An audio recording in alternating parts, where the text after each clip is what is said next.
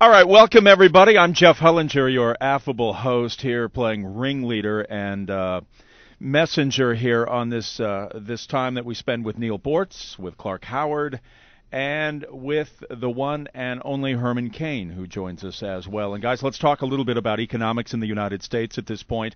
The R word is not uttered by those in the administration. However, it is by a lot of people in flyover country. Are we in the midst, or are we not, in a recession? No. Yes. No. No. Yes. No. Yes. By No. definition, Clark, we are not. You can't make up your own definitions. We've had 2 straight quarters of positive growth. You have to have 2 straight quarters of negative growth to have a recession. We're sure not do. in a recession. Now, let me elaborate on the no. Clark, then we'll give you the floor, since Okay. Neal and I agree. Yeah. The reason that the administration does not use the R word is because there are 3 economies: the national, the local, and the personal. So what has happened is the liberal leaders in Washington have demagogued the idea of recession because some people are in a personal recession, but the national economy is not in a recession. That is a beautiful definition, except, I don't play that Republican-Democratic stuff. Wait, Clark, here you go using labels. Wait, you started it. You're the one who said No, Democrats. he said national, local, and personal. And That's not a personal. label. No, but when And you then said, I said, let me repeat, Okay. because see, you have the same problem that some of my callers have. And don't take it personal, though, What, a Clark. rectal cranial inversion? I said... How did you know I had one of those? I said the Democratic leaders. okay. Okay, the Democratic leaders. And I don't qualify all Democrats the same. I'm talking specifically about Nancy Pelosi, the Democrats in Congress, Harry Reid, that leadership. They are convincing some people that the whole nation is in shambles because of some individual personal recession. And usually because of their own individual personal decision-making. Yes. All right. Well, I want to say this.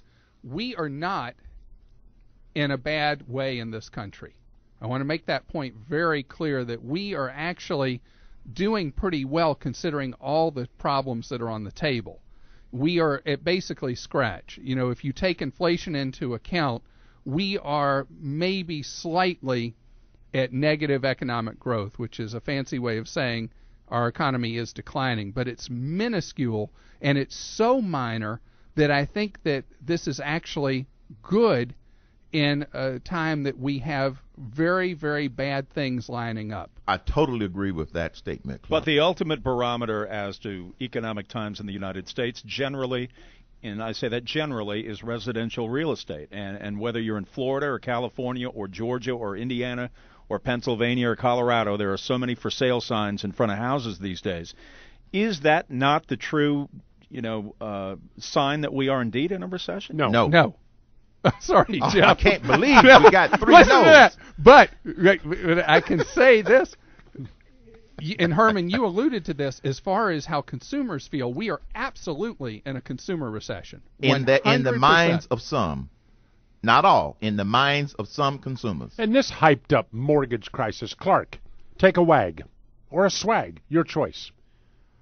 You know the What? difference between a WAG and a swag? No, I have no idea what you're talking about. A WAG is a wild-ass guess. A swag is a scientific wild-ass guess.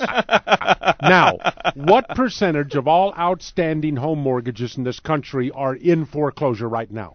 Oh, it's under 2%. It's under 0.5%. Well, it depends on how you define foreclosure. No, We you need Bill define it Clinton to as define you what- define what's it the as definition of the is, but- foreclosure notice has been sent out. You're in default. We're going to foreclose.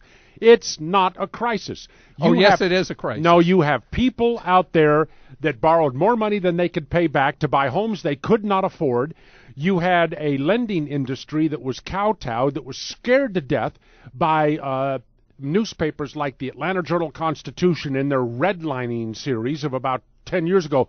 Oh, we'd better start bringing these on the edge borrowers into the home market, or we're going to be regulated out of existence. And then you have investors that thought that real estate prices would rise at double-digit figures for the rest of their lives. They're taking a hit. They deserve to take a hit. Neal, Big deal. I cannot disagree with more of what you said. I mean, I can't think about another time that I disagree more strongly with what you said. It was not any newspaper that drove banks, brokerage houses, hedge funds, and the others to do absolutely idiotic, moronic lending in this country, where all you had to do was be able to breathe and they would lend you money. And we got into this because there were people foolish enough to lend folks money, and there were people foolish enough to take that money. Agreed. But what drove them to that? It was the liberal Greed. media Wrong. screaming and yelling about there's not enough minority loans, there's No. not enough loans to low-income people. No. Neal, What in the hell is this greed stuff? You can't even define greed. I'm not going to get into one of your Come on. high Let's school have it. debate Come on. arguments Come about on. what greed is. Come on, let's have a Okay, definition now, of greed. now, Okay, while Herman- you all get your definitions of greed together, He I doesn't want to have correct. one.